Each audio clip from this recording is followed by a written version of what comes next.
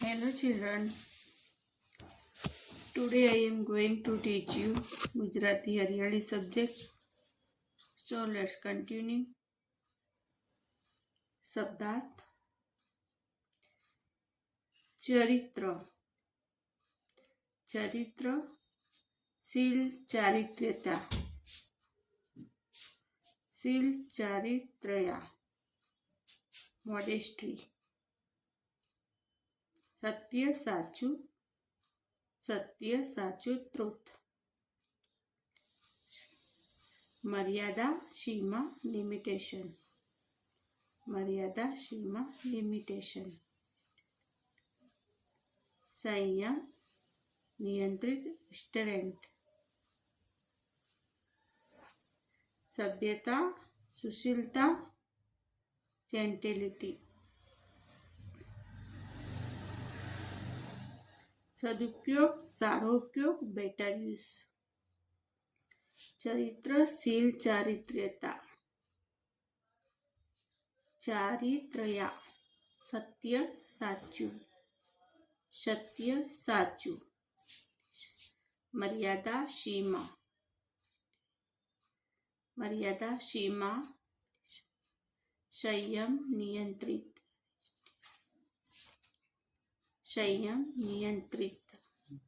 સભ્યતા સુશીલતા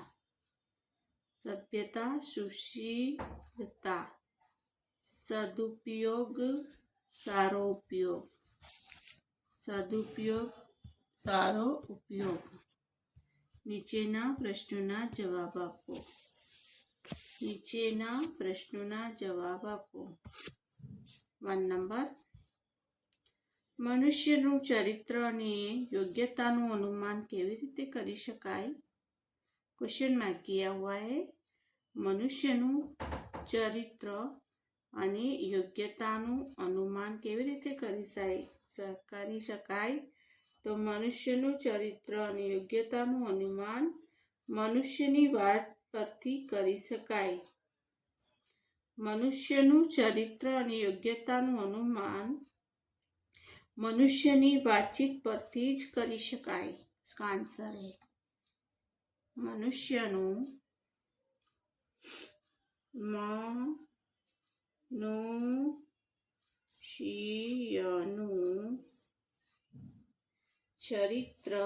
चरित्र देख के लिखेंगे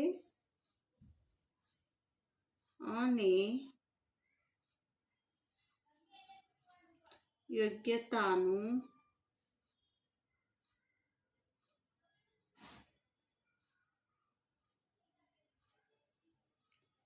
અનુમાન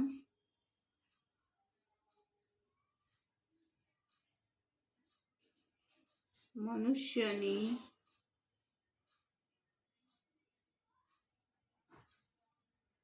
વાતચીત પરથી જ કરી શકાય. 2 નંબર કેવા લોકોનો સમાજમાં ઉચિત આદર થાય છે? કેવા લોકોનો સમાજમાં ઉચિત આદર થાય છે? જે મનુષ્યની વાતચીતમાં સંયમ, શુદ્ધતા અને ગંભીરતા હશે તો સમાજમાં ઉચિત આદર થાય છે. જે મનુષ્યની વાતચીતમાં સંયમ, શુદ્ધતા અને ગંભીરતા હશે તો સમાજમાં ઉચિત આદર થાય છે. लिखेंगे જે મનુષ્યની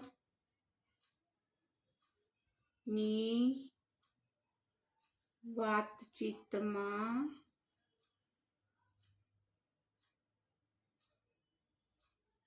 સંયમ, શુદ્ધતા અને ગંભીરતા હશે તો સમાજમાં ઉચિત આદર થાય છે. કેવા લોકોનો સમાજમાં ઉચિત આદર થતો નથી? કેવા લોકોનો સમાજમાં ઉચિત આદર થતો નથી? એવા મનુષ્ય કે જેની વાણીમાં અસંયમ, અશિષ્ટતા અને હલકાપણું હશે તો કોઈ વ્યક્તિ કે સમાજ ઉચિત આદર થતો નથી. એવા મનુષ્ય કે જેની વાણીમાં અસંયમતા, અશિષ્ટતા અને હલકાપણું હશે તો કોઈ વ્યક્તિ કે સમાજમાં ઉચિત આદર થતો નથી. लिखेंगे एवा मनुष्य के जेनी वाणी में असंयम,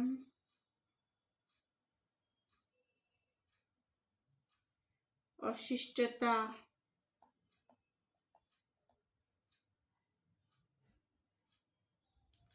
અને હલકાપણું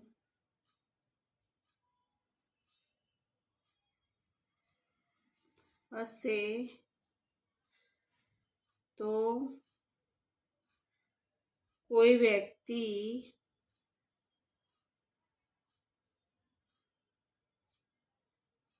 કે સમાજમાં ઉચિત આદર થતો નથી. આદર થતો નથી. એવા મનુષ્ય કે જેની વાણીમાં અસંયમ, અશિષ્ટતા અને હલકાપણું હશે તો કોઈ વ્યક્તિ કે સમાજમાં ઉચિત આદર થતો નથી.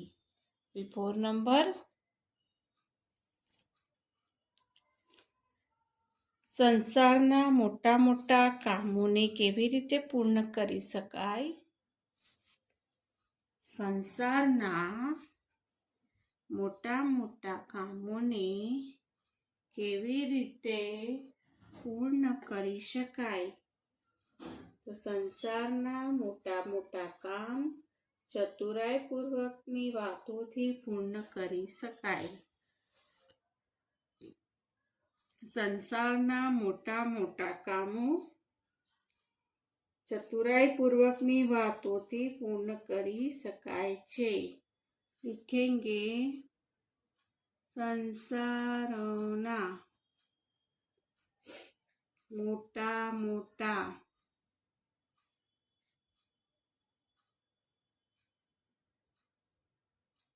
કામ ચતુરાઈ પૂર્વકની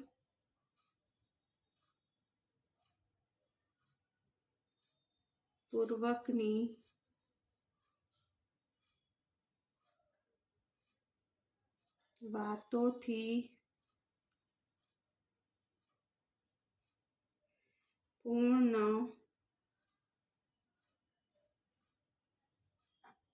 કરી શકાય છે.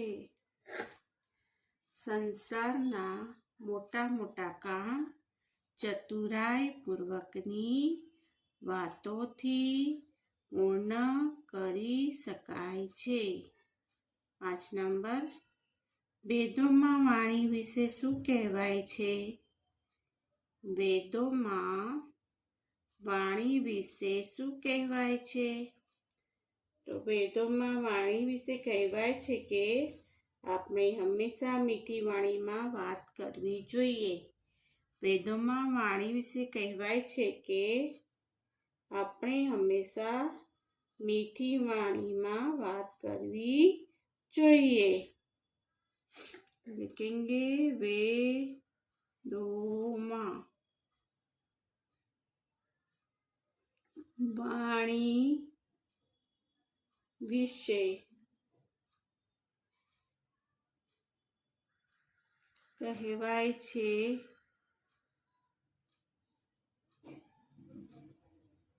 કે આપણે હંમેશા મીઠી વાણીમાં વાત કરવી જોઈએ. વેદોમાં વાણી વિશે કહેવાય છે કે આપણે હંમેશા મીઠી વાણીમાં વાત કરવી જોઈએ. 6 નંબર, ક્રોધથી બચવાનો શું ઉપાય છે? ક્રોધથી बचवानो शो उपाय छे? तो क्रोध से कैसे बचना चाहिए उसके बारे में दिया हुआ है कि क्रोध थी बचवानो शो उपाय छे।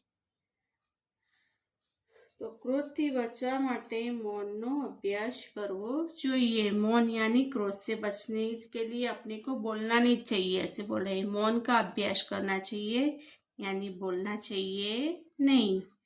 क्रोधથી બચવા શું ઉપાય છે? તો ક્રોધથી બચવા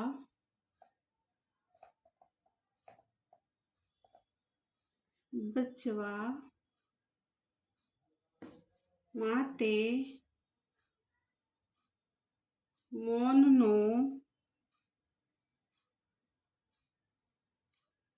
અભ્યાસ કરવો જોઈએ। ક્રોધથી બચવા માટે મૌનનો અભ્યાસ કરવો જોઈએ। એક બાર ફિર સે નીચેના પ્રશ્નના જવાબ। મનુષ્યનું ચરિત્ર અને યોગ્યતાનું અનુમાન કેવી રીતે થાય છે? તો મનુષ્યનું ચરિત્ર અને યોગ્યતાનું અનુમાન મનુષ્યની વાત પરથી થાય છે। दूसरा नंबर, કેવા લોકોનો સમાજમાં ઉચિત આદર થાય છે? જે મનુષ્યની વાતચીતમાં સંયમ, શુદ્ધતા અને ગંભીરતા હશે તો સમાજમાં ઉચિત આદર થાય છે। કેવા લોકો સમાજમાં ઉચિત આદર થતો નથી? એવા મનુષ્ય કે જેની વાણીમાં અસંયમ, અશિષ્ટતા અને હલકાપણું હશે તો કોઈ વ્યક્તિ કે સમાજ ઉચિત આદર થતો નથી। 4 નંબર, સંસારના મોટા મોટા કામોને કેવી રીતે પૂર્ણ કરી શકાય? તો સંસારના મોટા મોટા કામ ચતુરાઈપૂર્વકની વાતોથી પૂર્ણ કરી શકાય છે। સંસારના મોટા મોટા કામ ચતુરાઈપૂર્વકની વાતોથી પૂર્ણ કરી શકાય છે।